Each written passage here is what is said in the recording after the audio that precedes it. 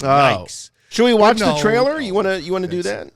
Let's take a look at the trailer. Okay, let's watch fun. the trailer. Yeah. All right, so here we go.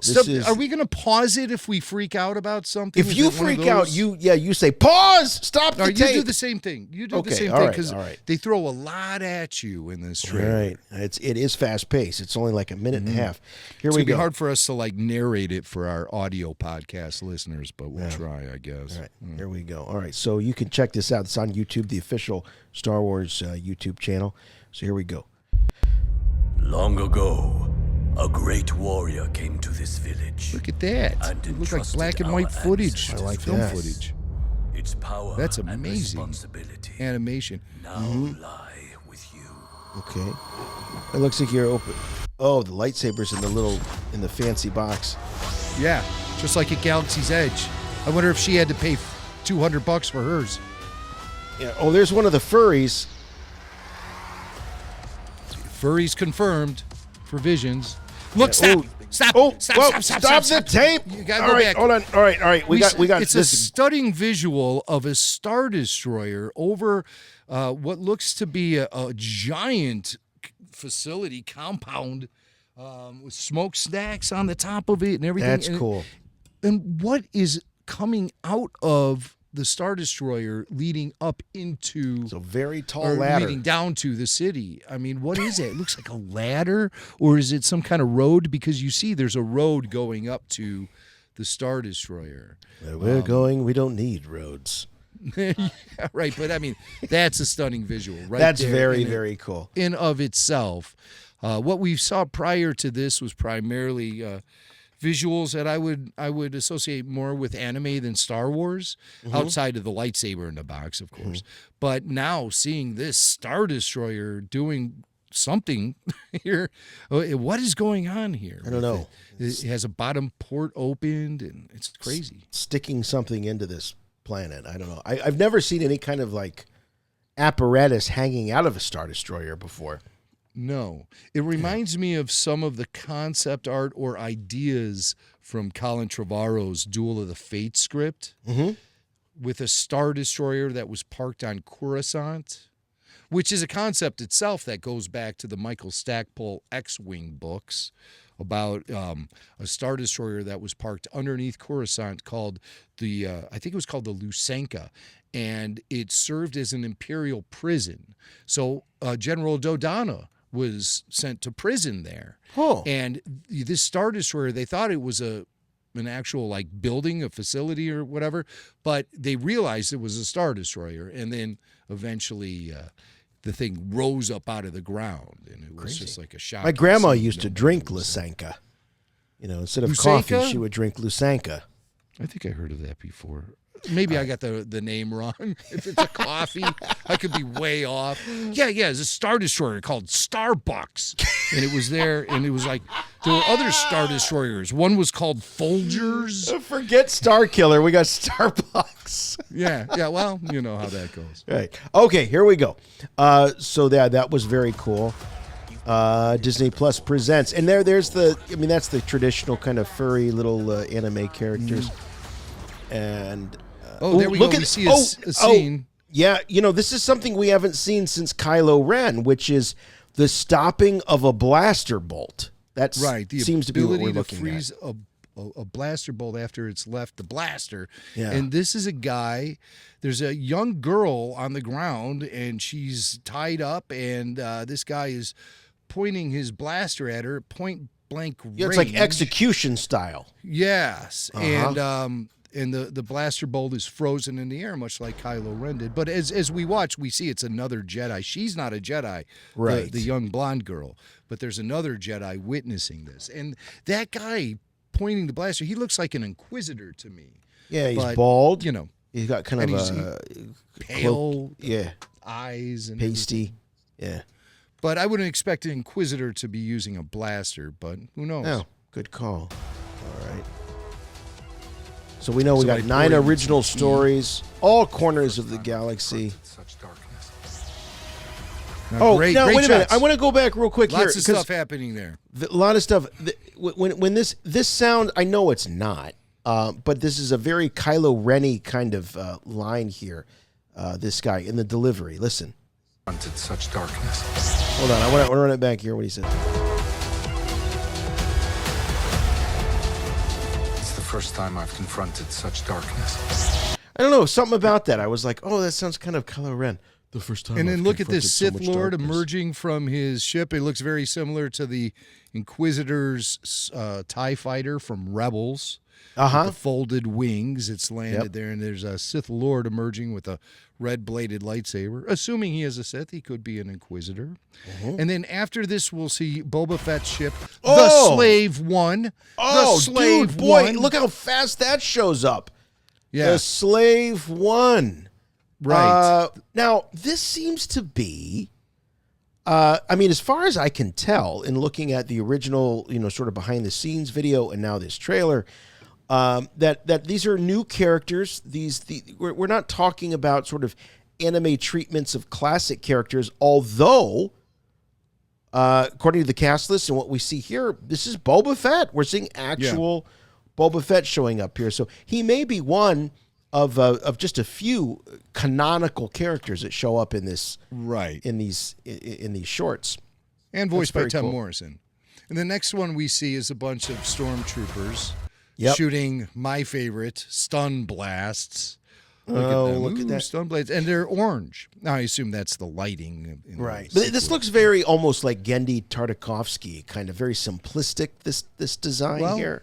Even more stylized. Yeah, very stylized. Genndy's. I mean, but like what you say, like stylized in a minimal fashion. Right. Yes. Very different minimal. looking.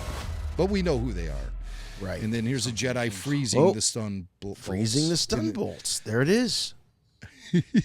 So that's going to be prominent in this series, freezing blaster bolts, freezing stun bolts. Yeah. In this next shot, we see, I think, the Sith Lord that we saw emerge from the ship with the red lightsaber. Check this guy out. With he's got like a metal beak / mouth with the red eyes. It's very Palpatine-like. And also reminds me of that metal face Jawa that we saw at the beginning of The Force Awakens and then again in The Mandalorian. You remember the metal face Jawa? That's just what I call him. That little guy. We didn't have names. We called him Metal Mouth. Mark Hamill. Yeah. That's how Mark Hamill describes being on the set of the original Star Wars. Yeah. Lobster Man. Fish head. Oh, this looks very traditional Japanese. We got two red bladed lightsabers crossing each other here. Oh, wait, was that a Death Star droid? The Death Star droid with a Gatling gun. Wow. Oh, man. Wow. That looks amazing. All the animation I've seen from this particular short in this trailer, this black and white this is one to watch. And it looks like very old school Japan. There's some tech you can make sense of a little bit, but it looks like he's standing next to a starship or something. This might be one of the shorts is titled TO or T0B1. I'm wondering if that might be the one. That could be him. His story here. Raising hell. Look at that. But yeah, that's interesting. And then there's sorry. It looks like some okay, this is really interesting. If we can slow this guy. Look at it. He's got at the end of his staff, he has a pinwheel, and at the end of the pinwheel are red-bladed lightsabers. Look, those of you who love the double-bladed lightsaber, wait till you see this thing. This is how many lightsabers are there? It looks like 1, 2, 3, 4, 5.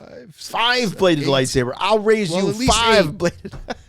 We see also the staffs for another 3 at the bottom. Yes, this could be. And it looks like a female Sith Lord who is wielding this extendable staff. You can see how it extends. So it must look like a regular lightsaber hilt, and then it extends out, and then it turns into a lightsaber pinwheel. That's extreme. Awesome. That's extreme. That's unleashed. All right. That is unleashed. Look at that thing. September 22nd. Okay. Oh, okay. You saw those bird steeds walking as the sun was setting in the background. Now, that actually goes back to George Lucas's rough draft of Star Wars when there were bird steeds. They were like like ostriches, big old ostriches, and that, the heroes would ride on them. Stormtroopers rode on them as well in George Lucas's rough draft. Yeah, they're birds. Ride them. The birds can ride. Sounds awesome. Let's make it. You got a saga. All right. Okay. And of course, we know this isn't Tatooine because it's one sun, not twin suns, though it does look sort of mountainous and desert-like. We're going to be a proper family. Oh. More of that. Okay, oh, wait a minute. go. Did we see a couple of ATSTs here? Yep. Yeah, look at that. And that That's looks cool. to be more of the similar minimalist style that we saw earlier with the orange stormtroopers. This appears to be part of that same. And look, the stormtroopers are marked with orange. Yeah, they are. So I'm going to stick with the fact we might be seeing orange stormtroopers in Visions. We've seen red stormtroopers. We've seen black ones, white ones. Yeah. Bring on the orange. Familiar worlds. Now we're going to maybe see some pod racing here. So it's saying right here in the trailer, venture to familiar worlds. This looks like the pod race on Tatooine. Of course, it could be somewhere else, but it looks like the very Mos Tatooine. Espa. It looks exactly like the Mos Espa arena, where the pod race were held. And but I think we're in for a surprise here. I think instead of gathering this audience to watch racing, they're going to be there to watch the rock opera Tatooine Rhapsody. And that's the that's episode. the name of the episode. Yeah. And I'm we've been just a told that poor there's- slave boy. Scaramouche, Scaramouche. Watto's like, yeah. Tatooine, Tatooine. I like it. Tatooine. So you have a rock concert going on here, I believe. Yes. And I think we're going to see evidence of that as we tick along with the trailer. All right. There they Okay. are. And see, look, he's got a guitar. And Oh, he's jumping down ready you're not to kidding. perform. You're not And kidding. It looks like the strings are lasers. Is that Wald? I'm looking right now. I see a young well, Rodian. we see a Rodian. Please tell me that's not Kitster. Just to the left of the Rodian? I mean, this could That's be Kitster, anime yeah. Kitster right here. He's Where's got Kitster? with We face found him. paint on. Yeah, this is rock and roll Kitster with rock and roll Wald. It That's could what happen. the action figure will be called. I got an Rock and Ishi roll Tib Kitster. back there, I see. Nice, Jason. Thank you. There's others. That guy there, he's what do you call those guys? The one with the horns. He's down at the bottom. He's kind of orangish, brownish. Oh. All right, let's continue. Because we're going to see the guy then show up with his guitar. Look at this. This has got to be Tatooine Rhapsody right here. What is going on with this? This is wild. This is crazy. All right. Now this is, man, some of them I can kind of follow. Like, okay, that's that one. Star Destroyers again. Yeah. Girl Jedi's walking around. Now, we saw like twin embryos. Oh, there's an R2. Well, like, when Where are R2 these puts his embryos? arm in the socket. Look at all of this. I mean, they throw so much at you. Did I miss the So just, like, embryos? For the rest of it, just click and pause. Click and pause. Yeah. Oh, here we go. There's the look at this. Are they Oh, clones? Are they in the bacta tank?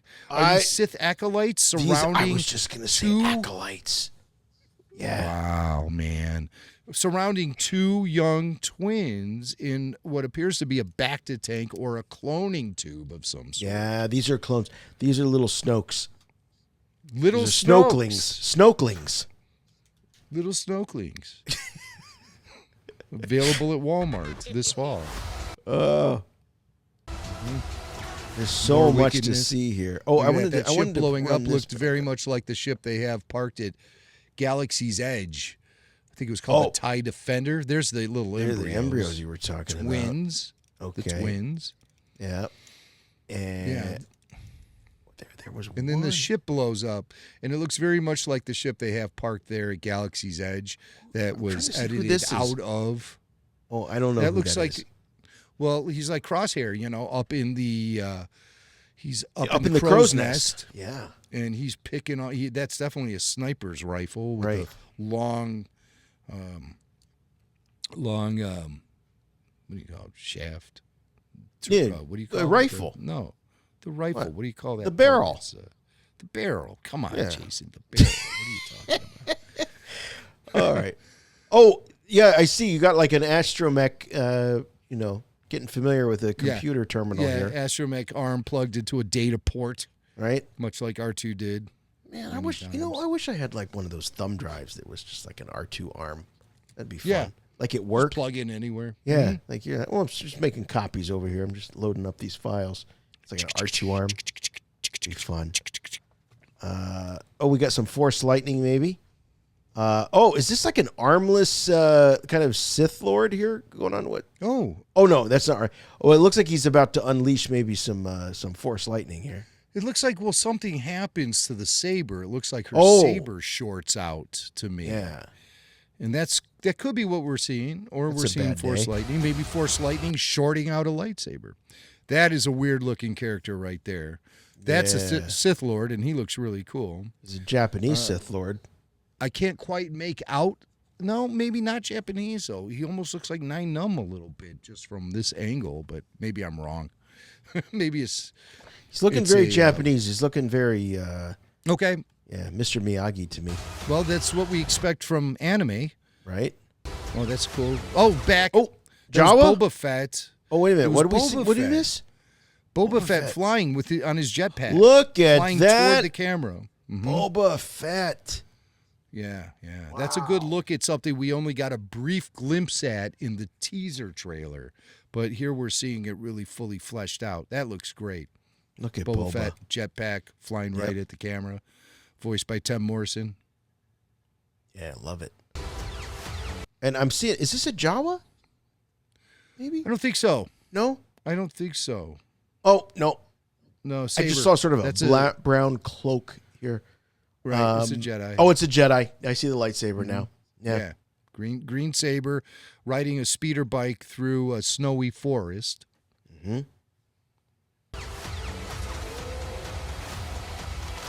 Some classic sound design there. Oof. Really excellent stuff. Great animation. There's the furry. Yep. The furry accepts the responsibility. And all the hell breaks loose. Oh, look at that. Now, interesting. Oh, wait a minute. We saw a bunch of, it looked like Sith saber whips wrapped around a Jedi lightsaber, trying to prevent her from, him or her from defending themselves. Yes. So we've never seen anything quite like that. We've seen laser whips in Star Wars before. I remember Lamaya from the old Marvel comics had a laser whip.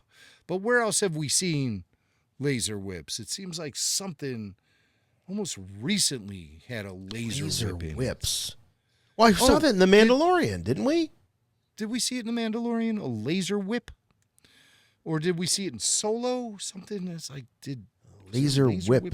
I don't remember. But laser whips wrapped around, obviously. They were in Star Trek The Next Generation. I remember the Ferengi used to use laser whips. That's right. And then look, this Jedi has a purple-bladed lightsaber. I'll be on the record as saying I don't like that. I think that Mace Windu had exclusivity on the purple-bladed lightsaber.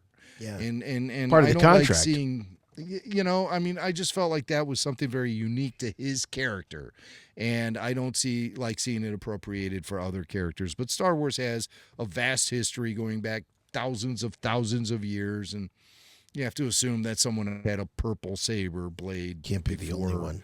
Mace, but that's just me being loyal to Samuel L. Jackson. There it is, Star Wars Visions. Yes. September. Wow. September so cool. 22nd. Content drop on September 22nd. 9 shorts. We have no idea how long any of these shorts are going to be, but I wouldn't expect anything over 15 minutes. Oh, I think less than that. I think we're looking at a 90-minute piece of content that's going to drop. Total.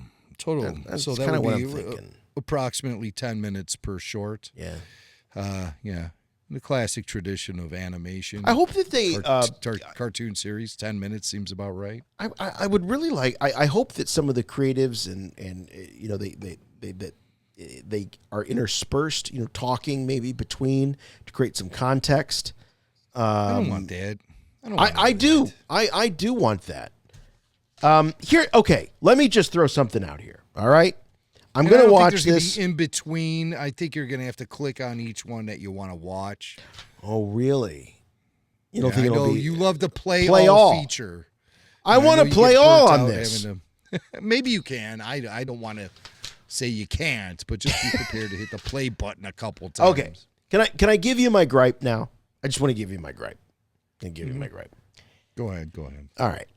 One thing we know about George when he was creating the original Star Wars trilogy, was that he was purposely avoiding things in his mind.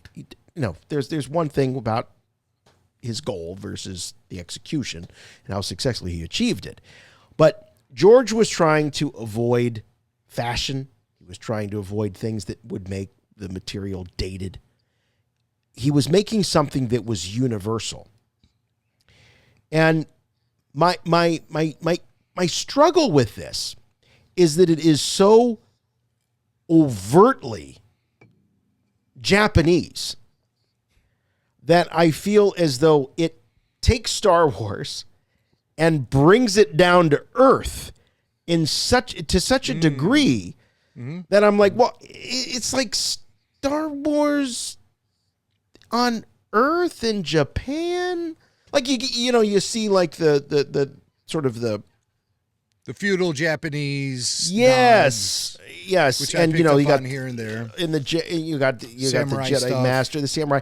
Now again, clearly George Lucas borrowed from a lot of that stuff, but he certainly diluted it in such a way that it kind of he was constantly avoiding the entrapment of, oh, that's that or that's this, to the extent that he avoided zippers and buttons, famously pointed out by Paul Bateman on the show.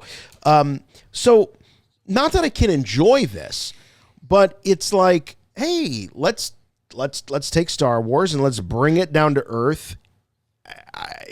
That's my only hang up with it. I think it's going to be fun. I think it's going to give us lots of great conversation here on the show.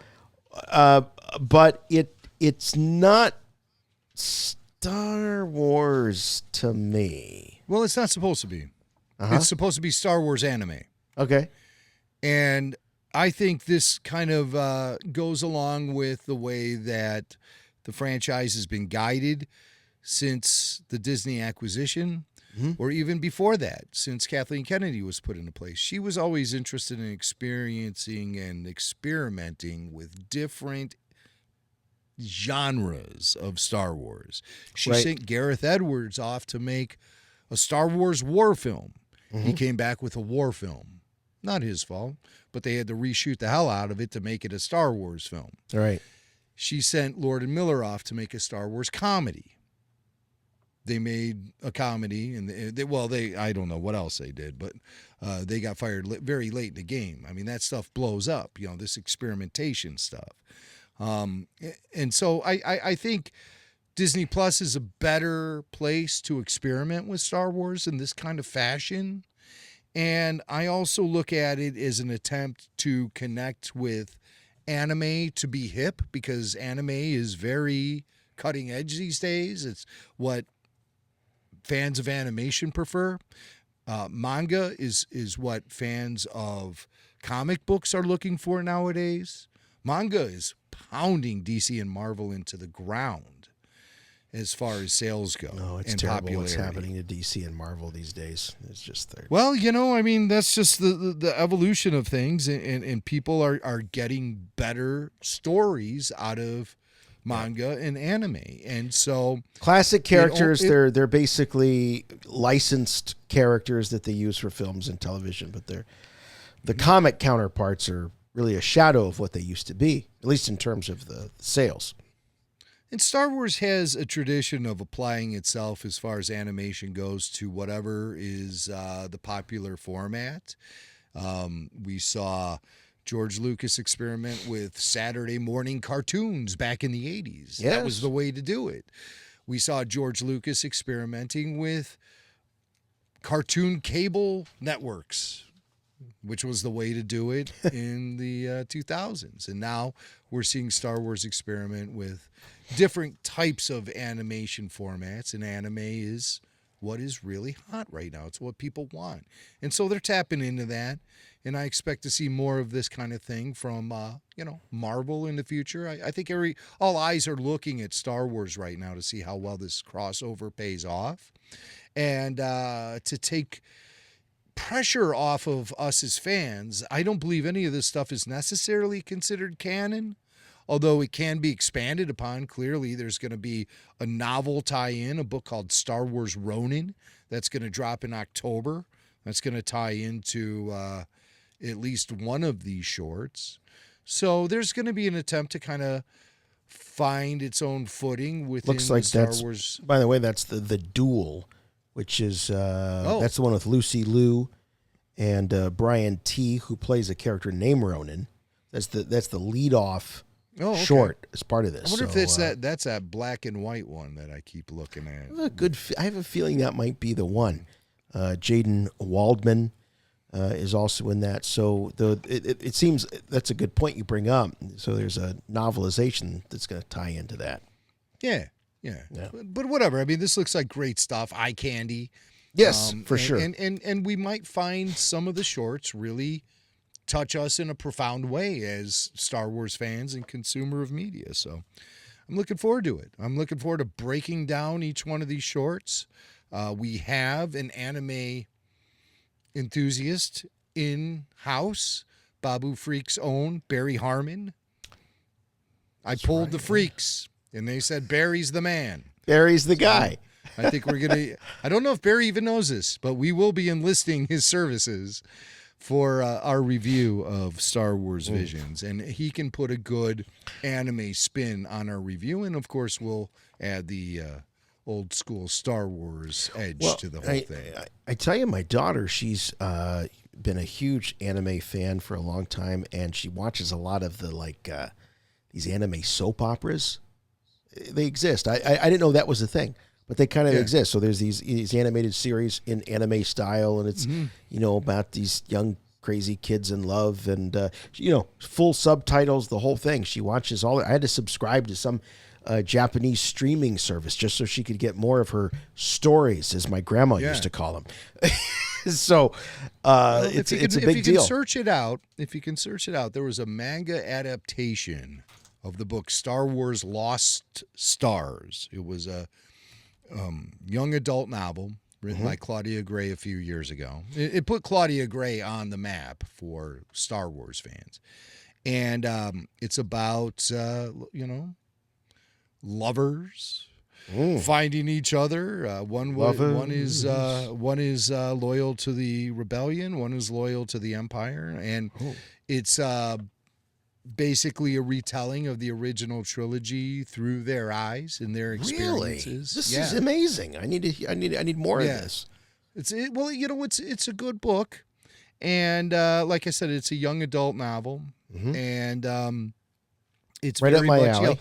A lot of people said it was like Star Wars Twilight kind of thing, with the relationships and the youth, and meanwhile you had the Galactic Civil War playing out in the background, so things are happening and the characters respond to it. It's a pretty well written book. I have to admit, I did like it when it was released. I did the audiobook, but there's a manga version of it which I have not yet seen, and so that's my recommendation.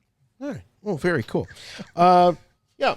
So that'll be dropping towards the end of September 22nd. Star Wars Visions. Very, very cool stuff.